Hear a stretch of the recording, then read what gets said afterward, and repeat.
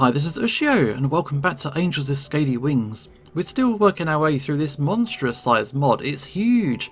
We're still on chapter 1, and there's lots and lots of chapters. There's so much more to come. But in the last episode, we hung out with Anna. We had her absolute highs and her absolute worst moments as well. But we had a realization.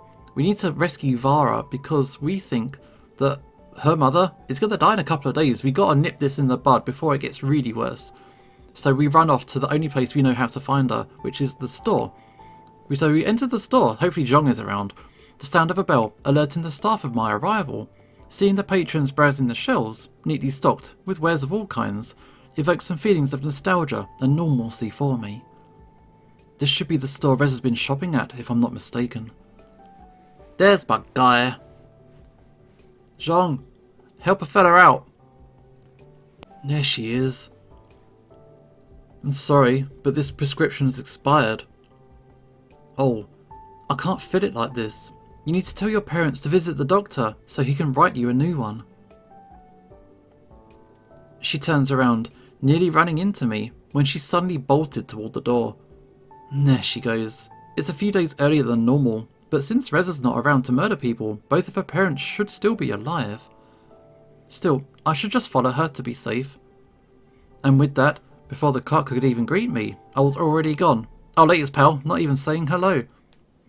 And luckily, she hadn't gotten too far, so I followed her from a distance. Looks like her path is consistent in this cycle too. Minutes passed as she walked through the streets, weaving through an unfamiliar part of town. The young dragon looked small and lonely on the empty road. Before long, we passed the village border, and yet she pressed on and stepped into the forest. I rushed to the spot I usually lose her trail and found the entrance to their cave on the hillside. No sign of her father anywhere, even though he should still be alive this time around. That's not good. Yeah, where's my guy?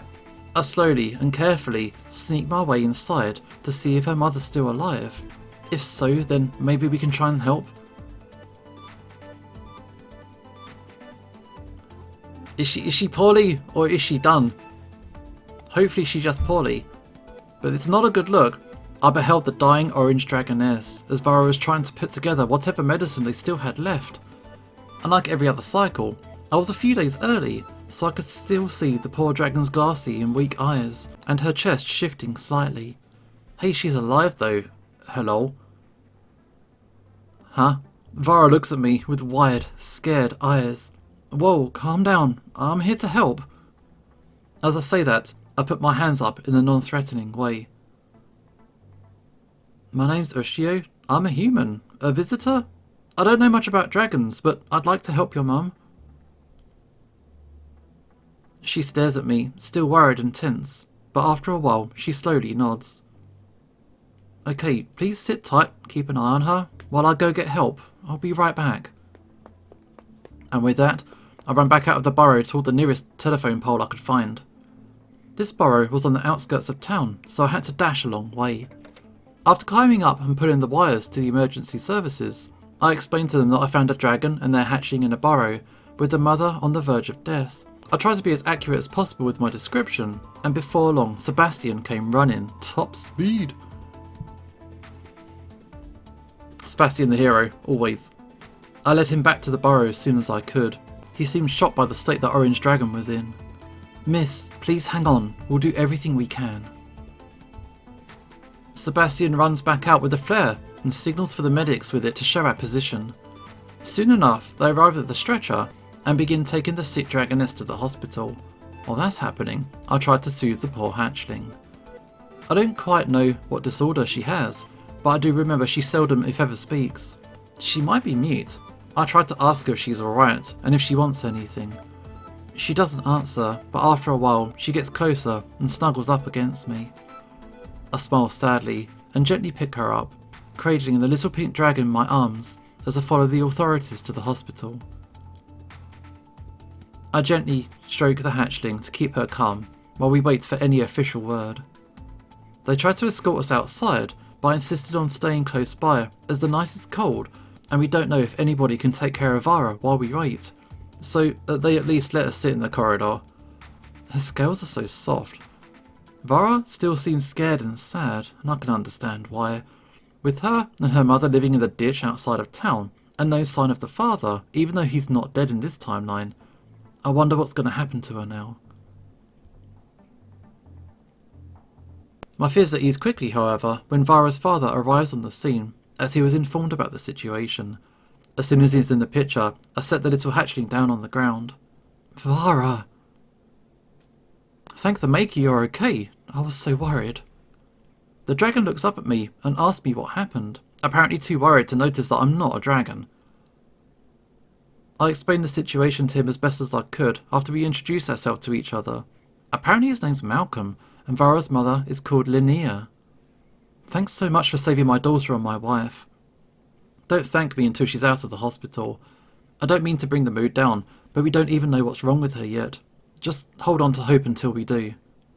Still though, please, let me repay you. What is it that you want? Money? A favour? Oh no, don't worry. I'm just happy that the little one's alright. I saw her worried expression at the grocery store when she tried to get her mother's prescription, and the way she ran off gave me a bad feeling, so I went after her. Just knowing that your family is safe is all the reward I need. Well, if you insist, but know that you have my thanks, and that of my family. Is there any way I can contact you in the future if I need to? Just ask any of the police officers. I'll mention to them that it's okay for you to contact me. I offer the dragon a handshake, and he happily accepts, taking my hand in both of his and vigorously shaking it.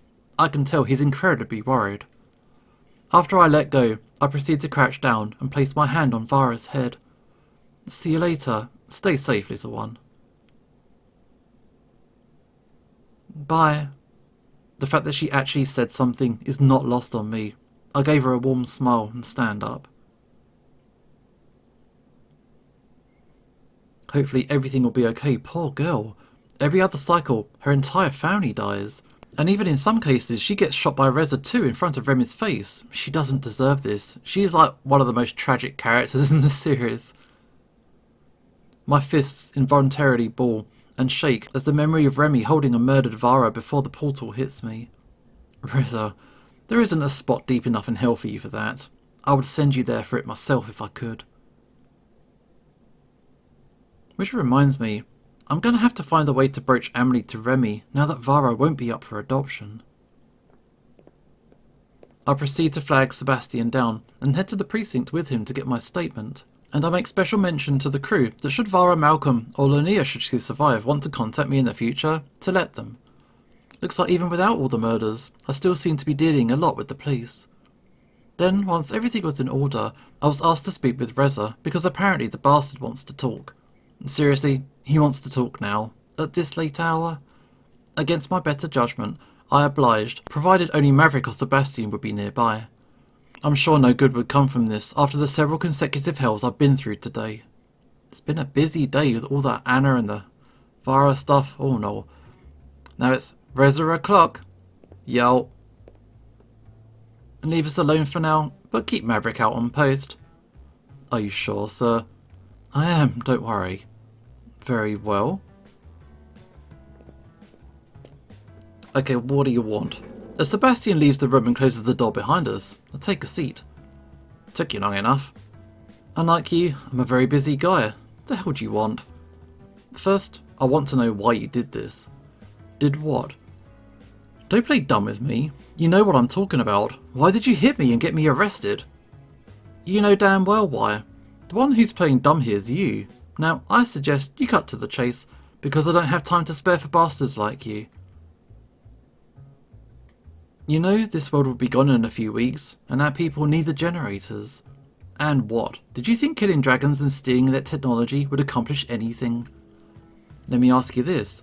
What harm is there really in taking the generators, when their whole civilization will be gone in a few weeks anyway? Don't start your bullshit lecture with me. I've heard it enough times already. Which reminds me of what you said near the portal. You said something about cycles? You already know what this place is, so your condescending attitude isn't going to get you anywhere. You and I both know the portal is capable of time travel. Your so-called so many damn clues should have already given you the idea before I even arrived. Do you think that I wouldn't use the portal to try again after you screwed everything up? So you mean to tell me you've been doing this for who knows how long? Before you get your knickers in a twist, every time I came back to try for a better outcome against your genocidal lunacy, I lost my memories. This time is the only one where it's different. I mean, in slight fairness to Reza, he technically hasn't done much. It's all his predecessors from previous timelines. This particular Reza, he's just got jumped.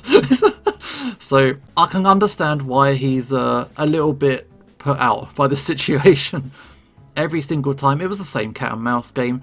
The same constant bullshit of Maverick interrupting us, you shooting him, running away, and murdering your way through the town over the next month. It's gotten tiresome, and every time I went back, people remembered just a bit more. Some people started avoiding places they would die at, either from you or some other unfortunate circumstance. And before you even tried to get a word in edgeways, 10 times out of 12 you ended up dead. Only difference was how. And you know what? After what you did, I will revel in remembering each time. You really are a sick son of a bitch. Only because you made me this way. We could have come up with something better together. We could have helped the dragons make more generators faster. We could have told them about the meteor. We could have helped them divert it. Hell, in most timelines, when you got killed and didn't ruin the generator of the underground facility, we did it. Only someone deleted the coordinates to our time so you couldn't escape. Your idealistic bullshit's only going to make people on our end suffer and die. Well, you do what? Frolic around with the lizards, sip champagne in your house for a few weeks? I've already got your generator back home and got the power grid to the hospital's critical systems running. People can hold out for a few weeks more while I fix the shit you've caused. And what are you planning on doing after that? Living the lizard fantasy for the rest of your life while our people slowly starve and die? Seriously, you think we're not resilient enough to survive a month before we have enough generators to power up our hydroponics and food production? No, it's not the month that's the problem, it's the principle. We need those generators, and you know it. But no, instead of working towards getting those generators and doing what's best for the human race, you'd rather have an affair with some fucking reptiles. Don't start with the whole prettiness and politics bullshit, Reza. I know you're only doing this because you thought it would be a fast track to being hailed as a hero. If you didn't try to pull this stunt, you'd just be forgotten as another drop in the sea. Your plan to secure the generators never really was for us. It was for your own damn ego. Of course it's about saving humanity, but unlike you, I'm not afraid to use any means necessary to make it happen. Don't bullshit me, you snake. Shooting and murdering innocents with the justification of, well, they'll be dead in a few weeks anyway. I'm just speeding them along to the inevitable. In your old spiel told me all I needed to know. Innocence? What makes you think they're innocent when they're living purely by leeching off our technology? That technology came from our time and they belong to humanity. No, they don't. Just because they had the blueprints doesn't mean what they made is ours for the taking, you mongrel. If it's from our time, it's ours. I had the perfect opportunity and you messed it all up. I know for a fact you would have shot me dead had Maverick not intervened. I know you've been having dreams about things that never happened, all because I would have said no to your batshit insane plan. Of course I would have.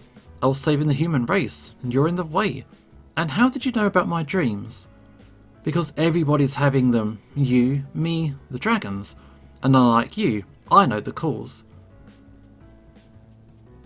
Do you want to know why this timeline is the only one where everything's alright? Do you want to know why the world is safe?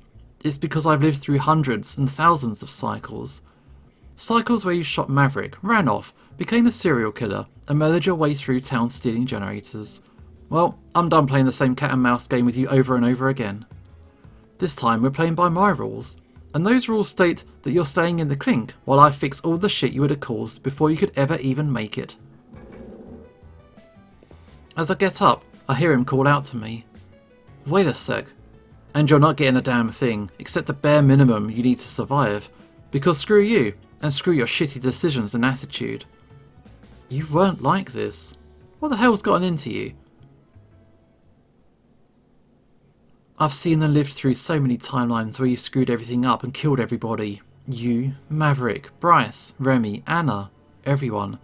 It's taken me an untold number of tries, 1,000 goddamn repetitions of the same odd shtick over and over again.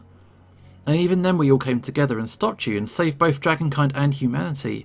Something I'm sure you'd appreciate, despite how much of a gormless bastard you are. When everybody got their happy ending, I didn't. That actually gets Reza thinking, and he eyes me curiously. What happened? None of your damn business. I'm already in the slam, you might as well just tell me. I turn around and slam my hands onto the table. Fine. Bear in mind that I don't care about your opinions on the matter. Whatever your opinion on me will be for this, or how much of a sticker you think I am, I really cannot give a single iota of a fuck less the amount I already gave, which is already none. I reserve my judgment on the matter, so spill. I've actually fallen in love with one of the dragons that I met. You met her too. You got the generator from her in the production facility the day before you almost ruined everything for us. I see. I loved her, Reza. Sure, she was a massive prickly jerk with more barbs than a porcupine, but I saw beyond that shell and seen her for who she really is.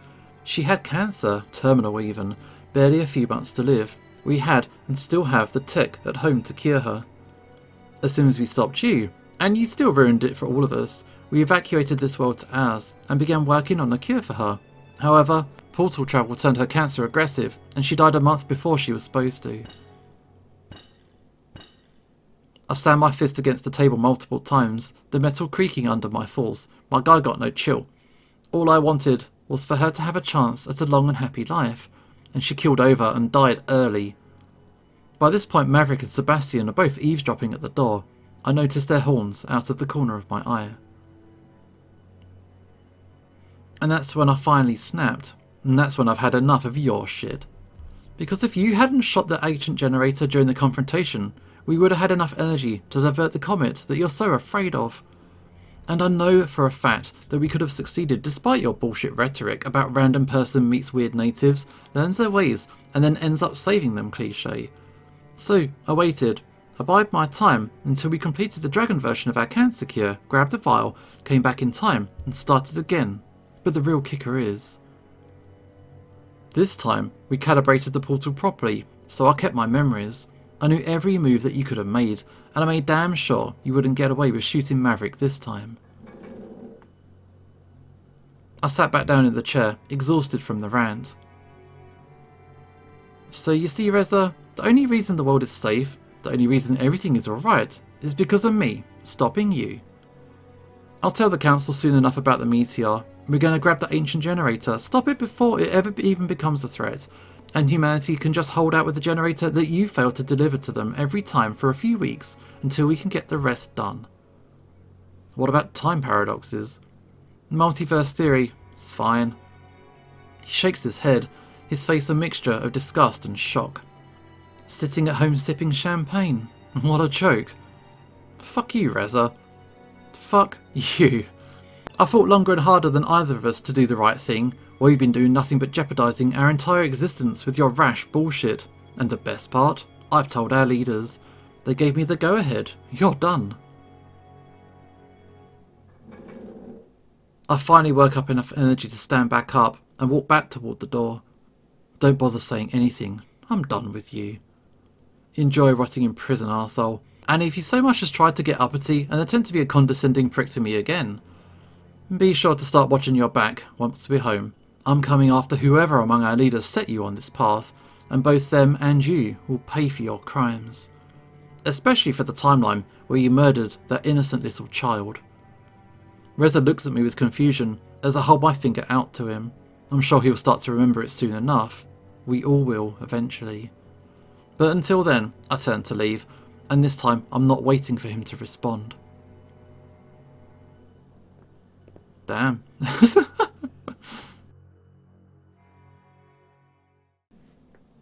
How much of that did you guys hear? Whole thing. I knew something was wrong with you. I never expected that it was this. But I have to hand it to you. You're a hell of a fighter, and one hell of a stubborn bastard. If I was in your shoes and Anna had died, I don't know if I could have done the same. You guys have no idea how tiring this all is. To do the definition of insanity and not actually go insane. I can't even fathom it. What was that about a timeline where he murdered an innocent child? I'll tell you another time. It didn't happen in this one. That's all that matters. If you say so. In fact, Sebastian saved her just now. Come on, I'll take you home. Thanks, Mav. Yee, bros.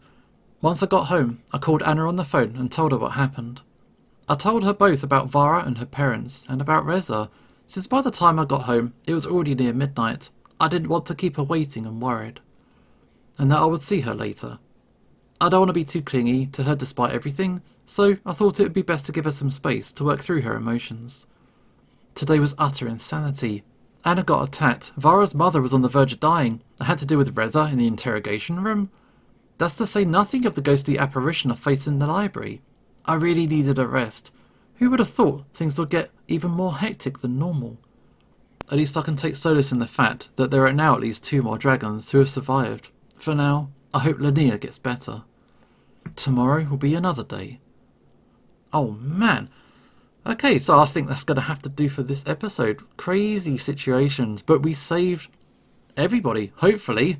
And that's it for now. This is Ushio signing off, and hopefully I will see you next time.